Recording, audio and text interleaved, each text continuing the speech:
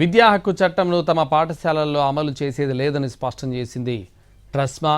తెలంగాణ గుర్తింపు పొందిన private schools management association అయిన ట్రస్మా ఇప్పటికే ప్రభుత్వం పెండింగ్ బకాయిలను చెల్లించడం లేదని ఆరోపిస్తోంది. 25% ఫ్రీ సీట్లను ఇవ్వడం కుదరదని స్పష్టం చేసింది.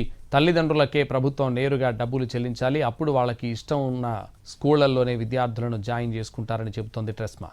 ప్రైవేట్ పాఠశాలల్లో ఫీజులను ప్రభుత్వం ఖరారు చేయాలని, స్కూల్స్లో ఉన్న సదుపాయాలను బట్టి ఏబిసిడి కేటగిరీలుగా విభజించాలని డిమాండ్ చేసింది తెలంగాణ గుర్తింపు పొందిన ప్రైవేట్ స్కూల్స్ మేనేజ్మెంట్ అసోసియేషన్.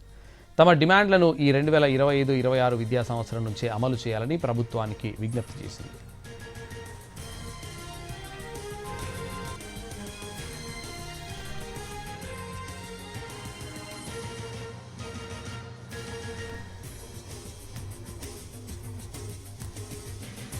విద్యా హక్కు చట్టంను తమ పాఠశాలల్లో అమలు చేసేది లేదని స్పష్టం చేసింది ట్రస్మా.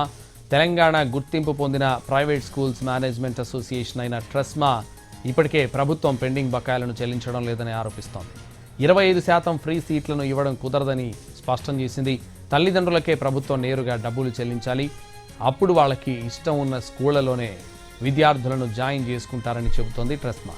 ప్రైవేట్ పాఠశాలల్లో ఫీజులను ప్రభుత్వం ఖరారు చేయాలని, స్కూల్స్లో ఉన్న సదుపాయాలను బట్టి ఏబిసిడి కేటగిరీలుగా విభజించాలని డిమాండ్ చేసింది తెలంగాణ గుర్తింపు పొందిన ప్రైవేట్ స్కూల్స్ మేనేజ్మెంట్ అసోసియేషన్. తమ డిమాండ్లను ఈ 2025-26 విద్యా సంవత్సరం నుంచే అమలు చేయాలని ప్రభుత్వానికి విజ్ఞప్తి చేసింది.